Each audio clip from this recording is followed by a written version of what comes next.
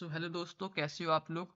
मैंने अपनी पिछली वीडियो में हिंदी की कॉपी का पार्ट ए बताया था और मैंने मॉडल पेपर भी सॉल्व कराया था। तो उसमें मैंने खंड का जो आपके प्रश्न 1 से लेकर प्रश्न 7 तक के क्वेश्चन है, इसमें आपके गद्यांश पद्यांश जीवन परिचय कहानी खंड का अब उनको कैसे लिखना है, सॉल्व कैसे करना है, कॉपी में कैसे लिखना है, वो पूरा मैंने आपको सैम्पल कॉपी में बताया था पार्ट 1 वाली वीडियो में। अगर आपने अभी तक नहीं देखी है तो आप जाकर देख लीजिए। मैं इसकी लिंक डिस्क्रिप्शन में डाल दूंगा पार्ट 1 वाली की, या फिर आप हिंदी की प्लेलिस्ट वाली वीडियो में प्लेलिस्ट में जाकर भी वीडियो देख सकते हो। ठीक है, आज की इस वीडियो में बात करने वाला हूँ पार्ट 2 की, जो कि आपका खंड खा, जिसमें आपके प्रश्न 8 से लेकर प्रश्न 14 तक के क्वेश्चन है खंड खा। ठीक है, तो आज इसको मैं सॉल्व कराने वाला हूँ। ठीक है, इसमें कैसे आंसर को लिखना है, कैसे निबंध को लिखना है, कैसे पत्र को लिखना है, क्योंकि मैंने कमेंट में बहुत सारे आपके कमेंट्स पढ़ता रहता हूँ। तो उसमें आपने बहुत लोगों ने लिखा है कि भैया पत्र लेखन कैसे लिखना है, ये कितने पेज का लिखना है, निबंध कैसे लिखे, हेडिंग डालें या नहीं डालें, आपके कई सारे डाउट्स थे। तो उन सभी को मैं आज क्लियर करने वाला हूँ, तो इसलिए वीडियो को लास्ट तक जरूर देखिएगा। चलिए स्टार्ट करते हैं वीडियो को।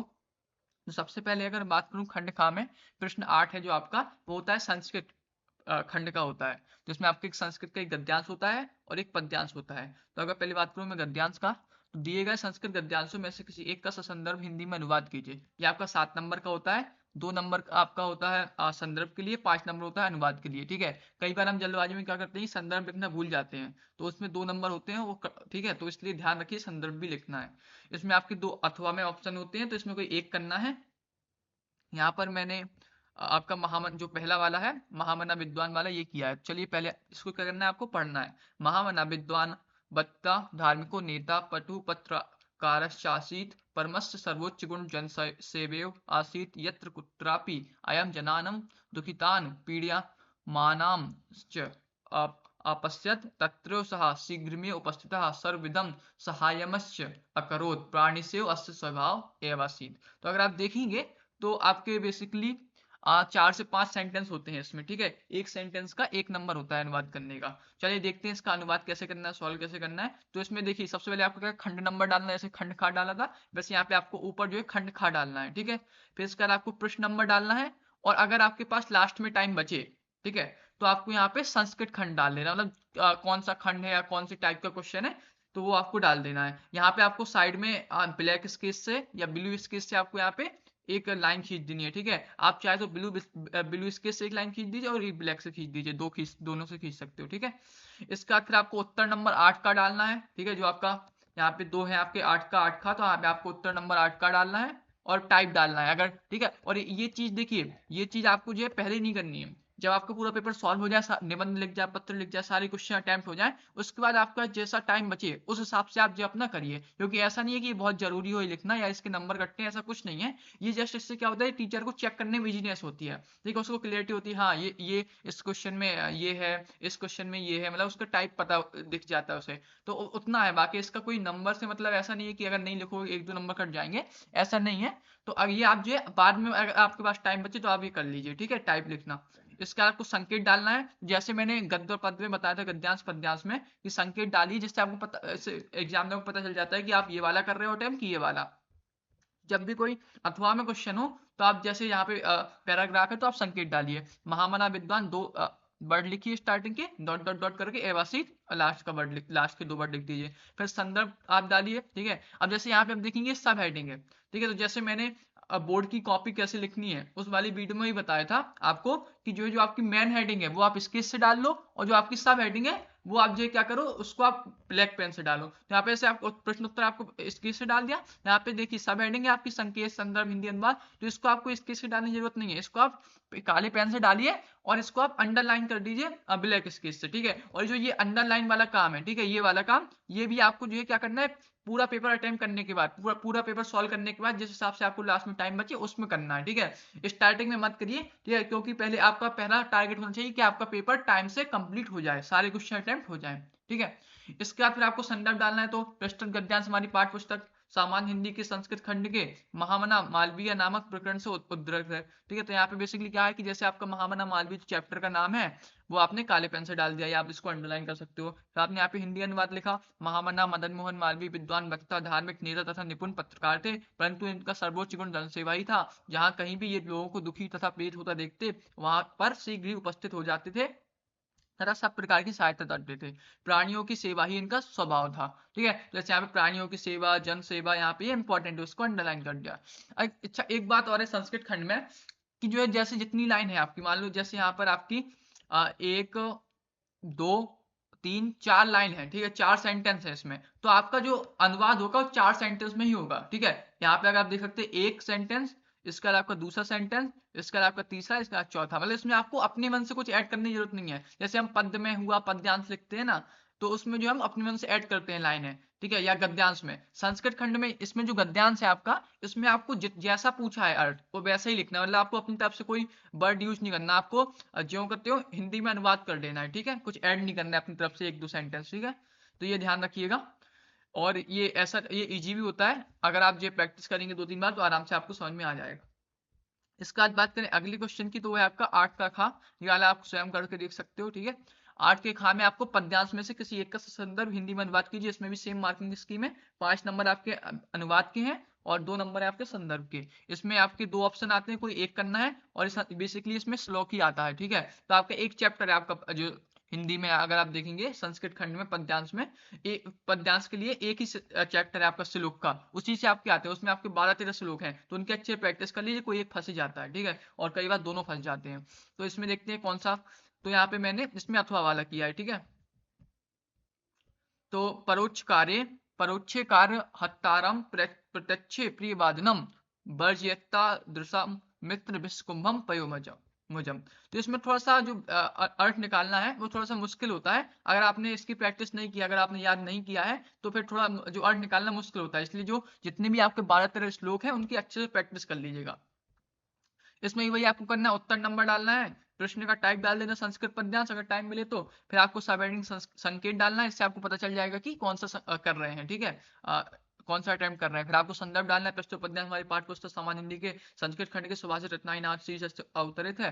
हिंदी अनुवाद लिखना है, पीठ पीछे कार्य को नष्ट करने वाले और सामने प्रिय बोलने वाले मित्र को वैसे ही त्याग देना चाहिए जिस प्रकार मुख में या ऊपरी हिस्से में दूध वाले किंतु अंदर विष के घड़े को त्याग देते हैं। ठीक है, तो इसमें अगर आप देखेंगे पद्यांश में, इसमें अगर आप जो है एक दो लाइन अपने मन से ऐड कर सकते हो कि अर्थात, या कभी या यह बोलना चाहते हैं, मतलब इसको इसका तात्पर्य यह है कि अर्थात से आप एक दो लाइन जोड़ सकते हो। ठीक है, तो इसमें आप जोड़ सकते हो पद्यांश में श्लोक के अर्थ में, लेकिन गद्यांश में आपको नहीं जोड़ना एक भी लाइन अपनी तरफ से एक्स्ट्रा, जितना पूछा है उतनी ही लाइनों को आंसर देना है। ठीक है, तो ये ध्यान रखिएगा। इसका अगर बात करें अगले क्वेश्चन की, तो यहाँ से आपकी व्याकरण स्टार्ट हो जाती है। प्रश्न नंबर 9, इसमें आपका है निम्नलिखित मुहावरों में से किसी एक का अर्थ लिखकर वाक्य में प्रयोग कीजिए। 2 नंबर का होता है, 1 नंबर आपका अर्थ लिखने के लिए होता है, 1 नंबर वाक्य प्रयोग के लिए होता है। जल्दबाजी में कई बार क्या करते हैं कि हम अर्थ लिखना भूल जाते हैं, हम वाक्य में प्रयोग बस कर देते हैं। ठीक है, तो इसलिए यहाँ पे ध्यान रखिएगा, यहाँ पे अर्थ भी लिखना है। यहाँ पे आपके पास 4 ऑप्शन होते हैं, 4 में से कोई एक का लिखना है। हम क्या करते हैं कि हम क्वेश्चन को अच्छे से नहीं पढ़ते हैं और क्या करते हैं, हम चारों का अर्थ लिख के लिख देते हैं। तो इससे क्या होता है कि हम अब चारों अटेम्प्ट कर देते हैं, लेकिन जो है इसमें क्या है कि आपका जो है इससे आपका टाइम वेस्ट होता है एक तो, और दूसरा जो है प्रॉब्लम क्या होती है आपकी जो है कि जो है आपका नंबर एक ही का मिलेगा। ठीक है, जो आप पहला वाला अटेम्प्ट करोगे, तो इसलिए क्वेश्चन को, इसलिए सबसे बड़ी एक टिप है कि इस क्वेश्चन को आप तो 2 बार पढ़िए। ठीक है, क्वेश्चन में लिखा क्या है, पूछ क्या रहा है, ठीक है, फिर अटेम्प्ट करिए। तो इसमें अगर हम देखेंगे कैसे आंसर देना है, तो इसमें आपका क्या है, प्रश्न नंबर डाला, टाइप डाल दिया, उत्तर नंबर, यहाँ पे आपको क्लियरली लिख देना है ऑप्शन नंबर की आप जो पहला वाले का अर्थ लिख रहे हो कि दूसरे का कि तीसरे का व्याकरण में। फिर यहाँ पे आपने क्वेश्चन डाल, डाल में काला होना, तो यहाँ पे आपने अर्थ लिखा, जैसे यहाँ पे कटिंग हो गई तो आपने क्या किया, इस केस से क्लियर लाइन काट दिया। ठीक है, आपको ऐसा नहीं करना है कि बहुत बार कि लाइक ऐसे 2-3 बार ऐसे पेन या वो चलाना है, ऐसे वो नहीं करना है आपको, इससे मतलब कॉपी खराब ही होती है। ठीक है, आपको जस्ट क्या करना है कि जो एक लाइन इसके जो इसके से एक बार आपको काट देना है, बस क्लियर, ब्लैक या ब्लू से, कि इसका अर्थ लिख दे किसी बात पर संदेह होना या कुछ गड़बड़ होना। फिर आपने बात प्रयोग लिख दिया, जिस तरह से सेठ को पुलिस ने अकेले में बुलाया तो लगता है कि दाल में काला है, और जहां पे आपने मुहावरे का यूज किया वहां पे आप अंडरलाइन कर लो या उसको काले पेन से लिख दो। ठीक है, अब यहाँ पे आप देखेंगे अगर, तो प्रश्न 9 में एक यही क्वेश्चन बस है, इसका प्रश्न नंबर 10 है। तो मैंने जैसे बोर्ड वाली कॉपी में, बोर्ड की कॉपी कैसे लिखना है उस वीडियो में बताया था कि हमें नया क्वेश्चन नए पेज से स्टार्ट करना है। तो 9 के बाद 10वां क्वेश्चन नया पेज है, तो यहाँ पे आपका आधा पेज बच गया, आधे से ज्यादा बच गया। ठीक है, तो आप इसको यहीं पे छोड़ दीजिए, आप नए पेज से 10वां अटेम्प्ट करिए। ठीक है, ठीक है, उससे क्या है कि एक सिस्टमेटिक रहता है कि हर क्वेश्चन नए पेज में है, तो अगर आधा पेज बच जा रहा है किसी क्वेश्चन में तो कोई प्रॉब्लम नहीं, आप नए पेज से अटेम्प्ट करिए। ठीक है, प्रश्न नंबर 10 डाला आपने, और यहाँ पे आप देखेंगे तो ये आपत्ति गद्यांश है ये, ठीक है। आपत्ति गद्यांश पर आधारित निम्नलिखित प्रश्नों का उत्तर दीजिए। जिसमें आपके 3 क्वेश्चन होते हैं, जैसे इंग्लिश में अनसीन पैसेज होता है वैसे इसमें आपका आपत्ति गद्यांश है, और 2 ऑप्शन में आते हैं, कोई एक करना है तो, ठीक है। और इसमें 3 क्वेश्चन होते हैं, एक क्वेश्चन 1 नंबर का, 2 क्वेश्चन 2-2 नंबर के, ठीक है। तो इसमें चलिए देखते हैं कौन सा वाला अटेम्प्ट किया है। तो ये पहला वाला अटेम्प्ट किया है। तो इसमें जो है, यह कहना एक भूल है कि इच्छा, असंतोष, लोभ आदि के कारण मनुष्य आगे बढ़ने को प्रेरित होता है तथा समृद्धि प्राप्त करता है। वास्तव में इच्छा, असंतोष, लोभ आदि के कारण समाज में शोषण, कुटिलता, अत्याचार, भोग वृत्ति एवं अशांति को प्रोत्साहन मिला है। लोभ के कारण एक मिल खोलकर शोषण की चक्की चलाई जाती है। हमें इच्छाओं का दमन नहीं करना है, बल्कि उनका उदात्तीकरण करना है, समन करना है, उन्हें स्वस्थ दिशा देने हैं। सत्पुरुष कर्तव्य भावना से प्रेरित होते हैं, आदर्शों से प्रेरणा प्राप्त करते हैं। हम निस्वार्थ तथा इच्छा मुक्ति होकर भी धीरे धीरे साहस पूर्वक कम करते हुए उन्नति को स्वतः प्राप्त होते हैं। आदर्शों की कीमत पर आदर्शों को छोड़कर उन्नत पद प्राप्त करना सत्पुरुषों को शोभा नहीं देता। सत्पुरुष उज्जवल भविष्य के लिए योजना बनाकर प्रयत्न करते हुए महोच्च आदर्शों को आंखों से ओझल नहीं होने देते। यदि साधक पदोन्नति, धन अथवा सत्ता प्राप्त करता है तो व्यक्तिगत इच्छा की तृप्ति के लिए नहीं, बल्कि परोपकार के लिए, मानव मात्र की सेवा के लिए, ईश्वर की प्रसन्नता के लिए। यही है इच्छाओं का उदात्तीकरण। साधक का कर्तव्य है कि अपनी और समाज में भले के लिए व्यक्तिगत इच्छाओं से ऊपर उठ जाए। तो आपको एक बार पढ़ लेना है, ठीक है, गद्यांश। फिर इसके बाद आपको क्वेश्चन पढ़ने हैं। लेखक के अनुसार इच्छा, लोभ आदि का क्या परिणाम होता है, ठीक है। तो अगर आप देखेंगे इसका जो आंसर आपको जो है पहले स्टार्टिंग में मिल जाएगा, ठीक है। तो आपने क्वेश्चन पढ़ा, फिर आप गद्यांश पढ़िए, और जहां पे उससे रिलेटेड मिल जाए वहां पे आपको उसका आंसर है। जैसे अगर आप देखेंगे कि इच्छा लोभ आदि का क्या परिणाम होता है, तो देखिए पहली लाइन में है, यह कहना एक भूल है कि इच्छा, असंतोष, लोभ आदि के कारण मनुष्य आगे बढ़ने को प्रेरित होता रहता है तथा समृद्धि प्राप्त करता है। वास्तव में इच्छा, संतोष, लोभ आदि के कारण समाज में शोषण, कुटिलता, अत्याचार, भोगवृत्ति एवं अशांति को प्रोत्साहन मिला है, ठीक है। तो बेसिकली ये आपका इसका आंसर है। तो अब मैंने जैसे बोला था कि जिस टाइप से आपका क्वेश्चन पूछे उसी टाइप से आप आंसर दो।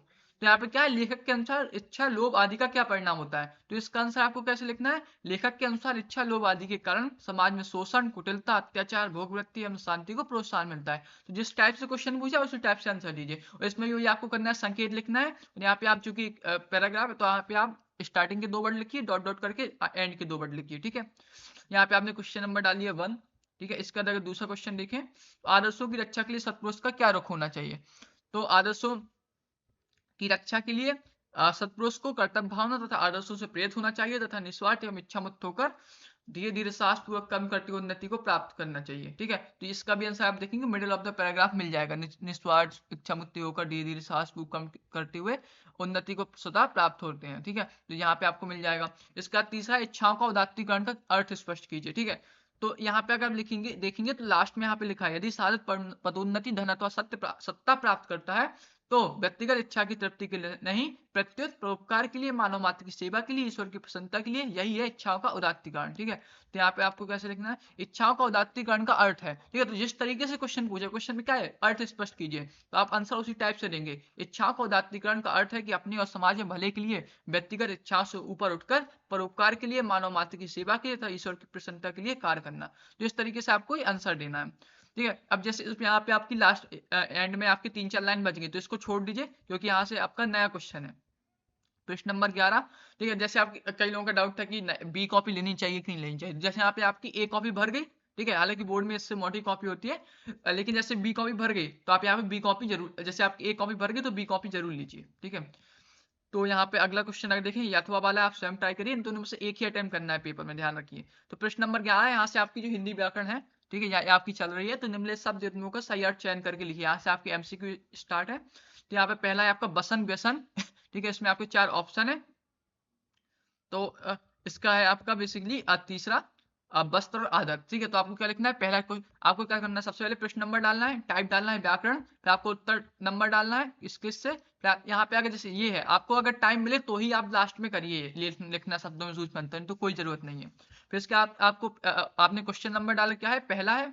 फिर आपने डाला आंसर नंबर का ऑप्शन नंबर डाल दिया, ये बहुत जरूरी है। और साथ में आप ऑप्शन नंबर के साथ ये आप जो है लिख भी दीजिए वस्त्र और आदत, ये जो उस ऑप्शन में लिखा है, क्योंकि इससे क्या है, क्लियरिटी हो जाती है। कई बार सी लिखा है कि डी लिखा है कि ए लिखा है, वो एग्जाम में क्लियर नहीं होता है, ठीक है। इसका अगर बात करें, दूसरा क्वेश्चन है आपका अम्बुज अम्बुद, ठीक है। तो इसका आपका हो जाएगा कमल और बादल, इसका भी सी है।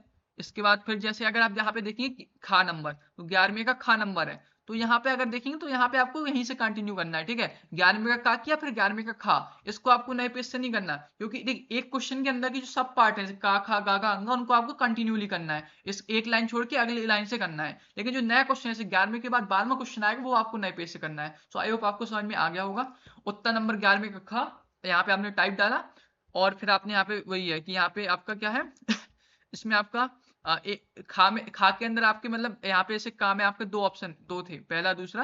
यहाँ पे आपका खा में नहीं है, एक ही क्वेश्चन है, ठीक है। निम्नलिखित शब्दों में से किसी एक शब्द के दो अर्थ लिखिए, ठीक है। तो एक एक नंबर 2 नंबर का है, ठीक है, 2 अर्थ के लिए। यहाँ पे अंबर पट विधि नाग, इनमें से कोई एक का लिखना है। तो यहाँ पे जैसे मैंने अंबर का लिखा है, कुछ आपने नंबर डाला, फिर यहाँ पे कौन से नंबर का आप कर रहे हैं अटेम्प्ट, अंबर, ठीक है, अंबर, इसका आपने अर्थ लिख दिया। आकाश बस्त कटिंग उंगली, तो आपने उसको क्लियर स्केच से काट दिया।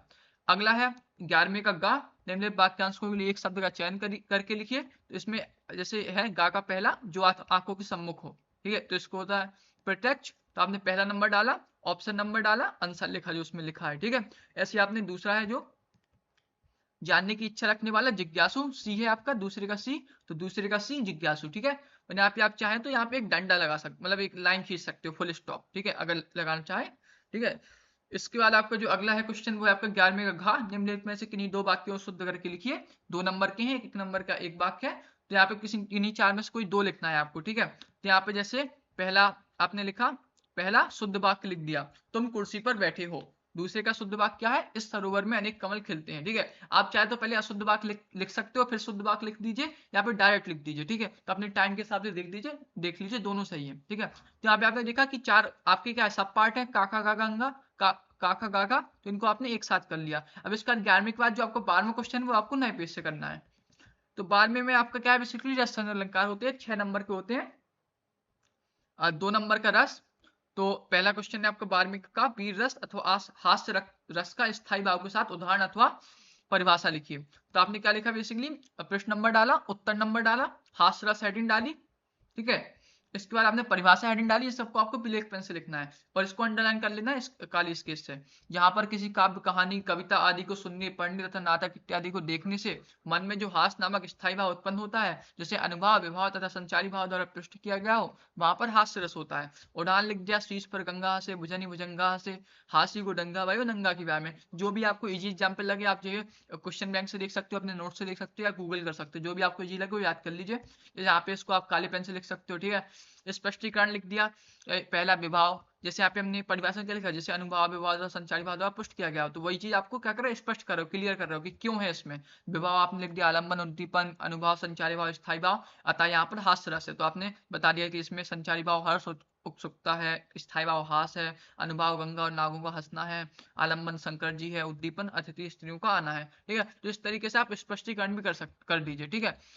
तो इस हिसाब से आपको करना है। देखिए अगर आप परिभाषा उदाहरण लिखेंगे तो भी आपके 2 नंबर मतलब मिल जाते हैं नॉर्मली, ठीक है। लेकिन अगर अगर आपके पास टाइम बचे तो ट्राई करिए कि स्पष्टीकरण भी लिख दो, ठीक है, छोटा सा। इसके बाद आपका जो है अगला क्वेश्चन है वो आपका उत्तर नंबर खा नंबर है 12वें का, श्लेष अथवा उत्प्रेक्षा अलंकार का लक्षण अथवा उदाहरण लिखिए, ठीक है। तो यहाँ पे बेसिकली आपका क्या है कि श्लेष अलंकार आपने लिखा, लक्षण जिसको हम परिभाषा भी बोलते हैं, एक ही चीज है। यहाँ पर किसी वाक्य में कोई शब्द एक ही बार आए किंतु उसके एक से अधिक अर्थ हो, वहां पर श्लेष अलंकार होता है। उदाहरण आपने लिख दिया, रहीमन पानी राखिए बिन पानी सब सून, पानी गए ना उबरे मोती माने शून। यहाँ पे आपने दोहा लिख दिया, ठीक है। यहाँ पे आपने बेसिकली यहाँ पे आपने कोई भी एग्जाम्पल जो आपको इजी लगे वो याद कर लीजिए। यहाँ पे आप स्पष्टीकरण दे दीजिए 2 लाइन में कि यहाँ पर पानी शब्द के 3 अर्थ हैं, मोती के लिए चमक से, मनुष्य के लिए प्रतिष्ठा से तथा चून के लिए जल से, अतः यहाँ पर श्लेष अलंकार है। तो 2-3 लाइन का स्पष्टीकरण दे दीजिए, ठीक है। इससे आपके नंबर कटने के चांसेस बिल्कुल नहीं रहते हैं। इसका जो आपका अगला क्वेश्चन है वो है आपका दोहा अथवा सोरठा छंद का मात्रा सहित लक्षण तथा उदाहरण लिखिए। तो इसमें आप देखेंगे तो इसमें आपका बेसिकली आपको सोरठा डाल दिया, यहाँ पे अपने लक्षण लिए, यह अर्ध सम्मात्रिक छंद है, इसमें 4 चरण होते हैं। इसमें पहले तीसरे चरण में 11-11 मात्रा तथा दूसरे और चौथे चरण में 13-13 मात्रा होती है, दोहे का उल्टा होता है। उदाहरण दे दिया आपने ठीक है, जो भी आपको इजी लगे, जो सुमरस सिद्धि होय गणनायक करिवर बदन, करव अनुग्रह सोई बुद्धि राशि शुभ गुण सदन। इसमें आपको मात्राएं भी दिखा दी कि इसमें 11 मात्राएं 13 है, इसमें 11-13 है, ठीक है। तो इससे क्या होगा कि जो आपने बताया परिभाषा लक्षण में कि इसमें 11-11 होती है, इसमें 13-13 होती है, तो आपको क्लियर कर रहे हो, क्लेरिफाई कि हाँ इस वजह से आपका इसमें ये सोर्ट है, ठीक है। तो आप मात्रा गिन के दिखा सकते हो, ठीक है।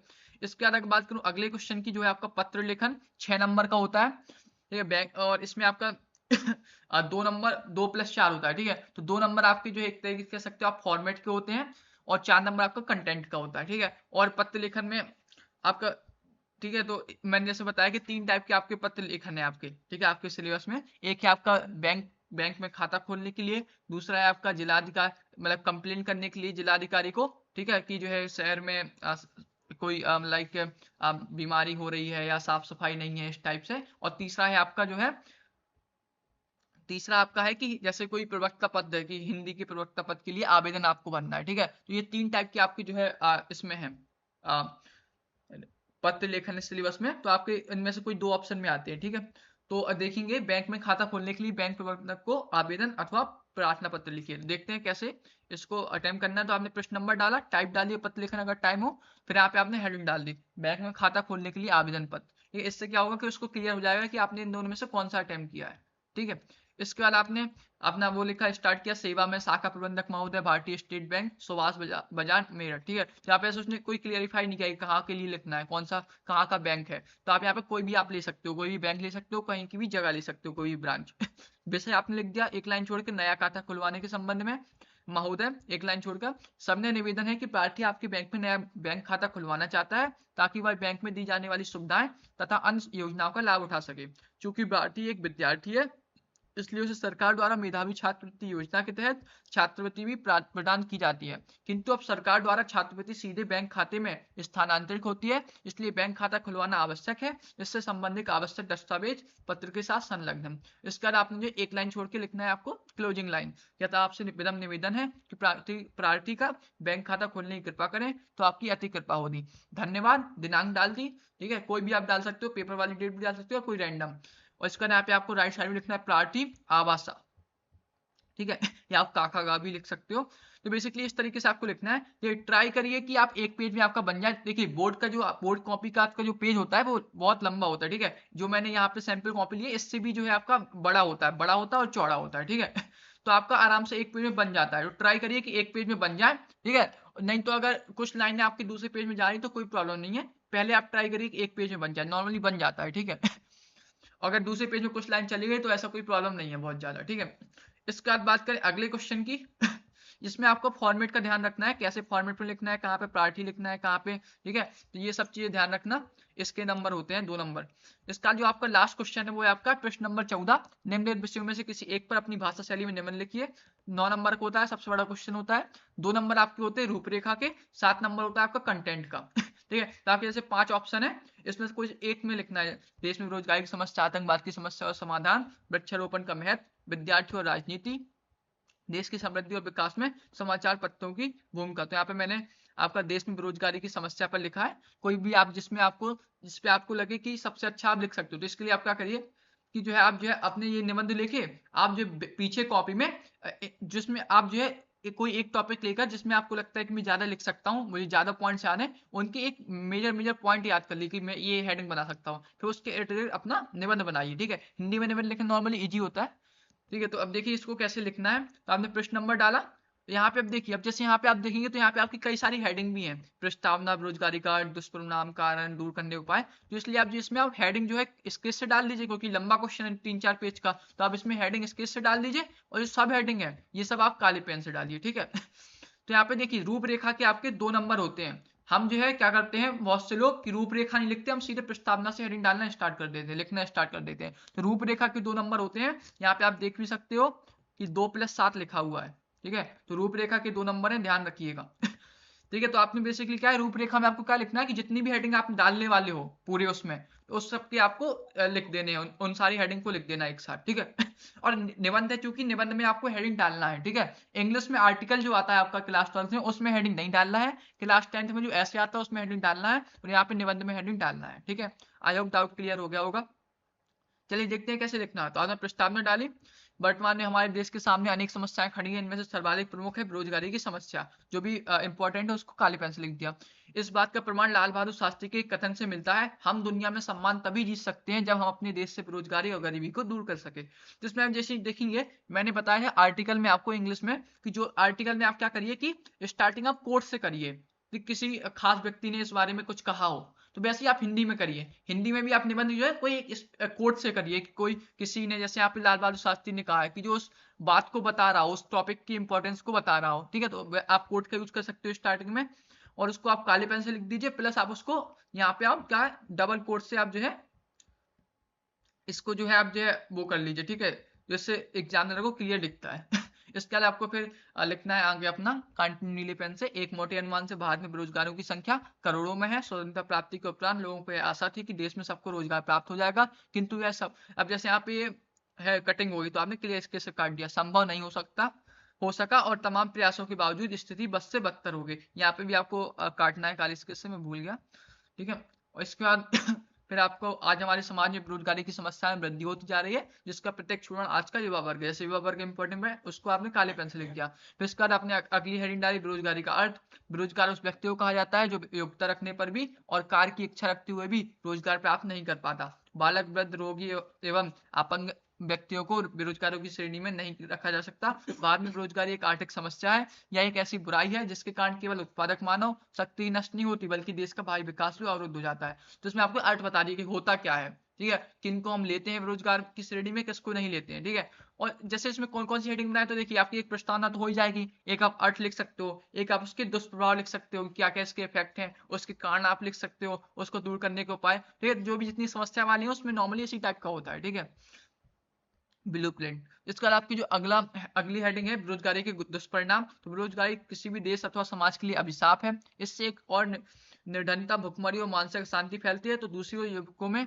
आक्रोश और अनुशासनहीनता को भी प्रोत्साहन मिलता है। चोरी, डकैती, हिंसा जैसी अपराध वृत्ति एवं आत्महत्या आदि समस्याओं के मूल में एक बड़ी सीमा तक बेरोजगारी ही विद्यमान है, ठीक है। जैसे आपको लग रहा है कि पैराग्राफ बहुत लंबा हो रहा है, ठीक है, तो आप क्या करिए कि आप 5 7 8 लाइन का पैराग्राफ लिखिए। इसके बाद आप क्या करिए, एक लाइन छोड़कर नया पैराग्राफ लिख दीजिए, ठीक है। बेरोजगारी एक ऐसा भयंकर विषय है जो संपूर्ण देश के आर्थिक, सामाजिक एवं राजनीतिक जीवन को दूषित कर देता है। तो आपने अगली हेडिंग डाली बेरोजगारी के कारण। हमारे देश में बेरोजगारी के निम्नलिखित कारण है। पहला, जनसंख्या में वृद्धि। भारत में जनसंख्या में निरंतर वृद्धि हो रही है। पिछले वर्ष की रिपोर्ट के मुताबिक भारत विश्व में सर्वाधिक जनसंख्या वाला देश बन गया है। यह बेरोजगारी का एक प्रमुख कारण है। दूसरा, शिक्षा प्रणाली में दोष। पूंजीवादी दुनिया में नौकरियां अधिक विशिष्ट हो गई हैं, लेकिन भारत की शिक्षा प्रणाली इन नौकरियों के लिए आवश्यक सही प्रशिक्षण और विशेषज्ञता प्रदान नहीं करती है, जिसके कारण शिक्षित युवा बेरोजगार बन जाते हैं। तीसरा, कुटीर और लघु उद्योगों का पतन। औद्योगिक विकास का लघु उद्योगों पर प्रतिकूल प्रभाव पड़ा है। कुटीर उद्योगों का उत्पादन करने से कई कारीगर बेरोजगार हो गए हैं, ठीक है। चौथा है आपका श्रम की गतिहीनता। भारत में श्रम की गतिशीलता कम है। परिवार से लगाव के कारण लोग नौकरी के लिए दूर दराज के इलाकों में नहीं जाते हैं, और इसके अतिरिक्त मानसून की अनियमितता, कृषि का पिछड़ापन, श्रम और मांग की पूर्ति में असंतुलन, प्रशिक्षित व्यक्तियों की कमी, स्वरोजगार के साधनों की कमी इत्यादि कारणों से बेरोजगारी में वृद्धि हुई है। तो आप देखेंगे तो बेसिकली आपको 3 से 4 पॉइंट लिख देने हैं सब एडिट करके, ठीक है। इसके अलावा आपने लिखी बेरोजगारी दूर करने के उपाय, तो ठीक है, तो बेरोजगारी को दूर करने के कुछ महत्वपूर्ण उपाय निम्न हैं, जिसमें आप पॉइंटर बना के भी लिख सकते हो या फिर ऐसे सब हेडिंग डाल के भी बना सकते हो। पहला, जनसंख्या वृद्धि पर नियंत्रण। इस पर नियंत्रण के लिए शिक्षा का विस्तार, परिवार कल्याण कार्यक्रम का प्रचार व प्रसार होना चाहिए। तो अब बेसिकली क्या किया आपने, हेडिंग डाली, सब हेडिंग डाली काली पेन से, और आपने उसके लिए 1 2 लाइन लिख दिया उसके अंदर। दूसरा, शिक्षा प्रणाली में परिवर्तन। शिक्षा को रोजगारोन्मुख बनाना आवश्यक है, ठीक है।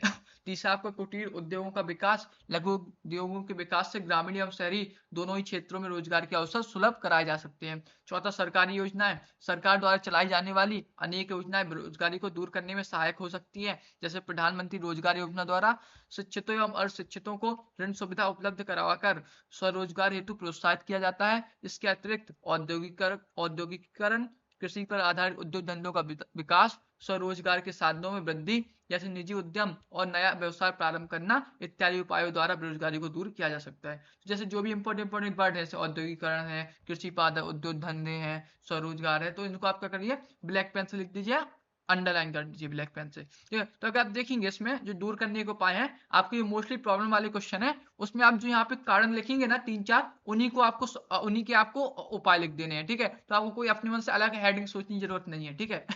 इसके बाद फिर आपको लास्ट हेडिंग ऑप्शन है, जिसमें आपको बेसिकली करना पॉजिटिव एंड पे एंड करना है, ठीक है। कि हमारी सरकार बेरोजगारी उन्मूलन के प्रति जागरूक है, रोजगार परक तथा व्यवसायिक शिक्षा पर अब जोर दिया जाने लगा है, परिवार नियोजन, नए नए उद्योगों की स्थापना, बैंकों का राष्ट्रीयकरण आदि अनेक ऐसे कार्य हैं जो एक सीमा तक सहायक सिद्ध हुए हैं, परंतु वर्तमान स्थिति को देखते हुए इनको और अधिक विस्तृत और प्रभावी बनाने की आवश्यकता है। ठीक है, तो आपने बेसिकली ऑप्शन आर में क्या किया, 5-6 लाइन लिखा, उसमें आपको एक पॉजिटिव एंड पे खत्म करना है कि जो है जैसे कोई समस्या है तो हम कैसे उसके साथ आगे बढ़ेंगे, कैसे उसको सॉल्व करेंगे। ठीक है, तो आपको एक पॉजिटिव एंड पे खत्म करना है कि हाँ हम लोग मिलकर इस समस्या को एंड कर देंगे। ठीक है, आपको नेगेटिव एंड पे नेगेटिव टोन पे एंड नहीं करना। ठीक है, तो ये एक ध्यान रखिएगा, इसके भी मार्क होते हैं। और फिर लास्ट में आपको क्या करना है कि यहाँ पे आपको एक क्रॉस कर देना है और फिर लास्ट में आपको रोल नंबर अंकों में और शब्दों में डाल देना है ध्यान से। ठीक है, या तो स्केच से डाल दीजिए या ब्लैक पेन से डाल दीजिए। ठीक है, तो इस तरीके से आपको कॉपी लिखना है। आई होप आपको समझ में आया होगा। और जो भी आपके डाउट हुए होंगे कॉपी से रिलेटेड, हिंदी की सैंपल कॉपी से रिलेटेड कि निबंध कैसे लिखना है, हेडिंग डालनी है कि नहीं डालनी है, ठीक है, पत्र कैसे लिखना है, उन सबको मैंने सॉल्व किया होगा। अगर अभी भी आपको कोई हिंदी की कॉपी से रिलेटेड कोई डाउट हो तो आप जो है कमेंट कर दीजिए। अगर पार्ट 1 की आपने वीडियो नहीं देखी है तो उसकी लिंक मैं डिस्क्रिप्शन में डाल दूंगा, या फिर आप जो है प्लेलिस्ट में जाकर, मैंने हर सब्जेक्ट की प्लेलिस्ट बनाई हुई है, हिंदी की प्लेलिस्ट में जाकर आपको वीडियो मिल जाएगी, तो वहां से आपको आप देख सकते हैं। ठीक है, और यहाँ पे बेसिकली अगर देखिए आपको क्या करना है, प्रश्न नंबर उत्तर नंबर स्केच से डालना है, सब हेडिंग आपको काले पेन से डालनी है, इंपॉर्टेंट वर्ड काले पेन से अंडरलाइन करना है या लिखना है, जैसे मैंने यहाँ पे किया हुआ है। और जो दूसरी चीज है कि जैसे यहाँ पे आपका है, जैसे यहाँ पे ये अंडरलाइन है, ठीक है, ये जो चीज है ब्लैक स्केच से मैंने किया है, ठीक है, यहाँ पे इसको अंडरलाइन करना है और यहाँ पे क्वेश्चन का टाइप डालना है। ये सब चीजें आप बाद में करिए, जो ये सजाने वाली चीजें हैं आप बाद में करिए, जब आपका पूरा पेपर अटेम्प्ट हो जाए, सारे क्वेश्चन सॉल्व हो जाए, निबंध लिख जाए, पत्र लिख जाए, सब लिख जाए, और फिर आपके पास 10-15 मिनट बचे, जिस हिसाब से टाइम बचे उस हिसाब से आप फिर इसको अंडरलाइन करिए। ठीक है, और क्वेश्चन की टाइप डालिए। ठीक है, ये आपका एक्स्ट्रा में आता है। ठीक है, तो आपका पहला जो आपका टारगेट होना चाहिए कि मैं अपने पूरे क्वेश्चन अटेम्प्ट करूं सारे। ठीक है, कुछ कोई भी क्वेश्चन खाली ना छूट पाए, पूरा क्वेश्चन पूरा पेपर करूं सॉल्व। ठीक है, फिर उसके बाद आपको ये सब चीजें करनी है। सो आई होप आपको ये वीडियो हेल्पफुल होगी, पसंद आई होगी। लाइक कीजिए, दोस्तों के साथ ज़्यादा शेयर कीजिए, कोई भी डाउट हो कमेंट कीजिए। एंड बाकी सब्जेक्ट्स की video, English, physics, chemistry, math, ठीक है, उनमें कैसे लिखना है और उनका पूरा मॉडल पेपर, जैसे मैंने यहाँ पे हिंदी का सॉल्व कराया है, वैसे ही पूरा ये मॉडल पेपर आपको हर सब्जेक्ट का सॉल्व कराने वाला हूँ। ये मॉडल पेपर आपको जो है यूपीएमएसपी की वेबसाइट पे मिल जाएगा, मैं इसकी डिस्क्रिप्शन में लिंक डाल दूंगा। ठीक है, तो ये पूरा सॉल्व कराने वाला हूँ हर सब्जेक्ट का। ठीक है, तो जुड़े रहिए और thank you very much and all the best for board exam. Thank you.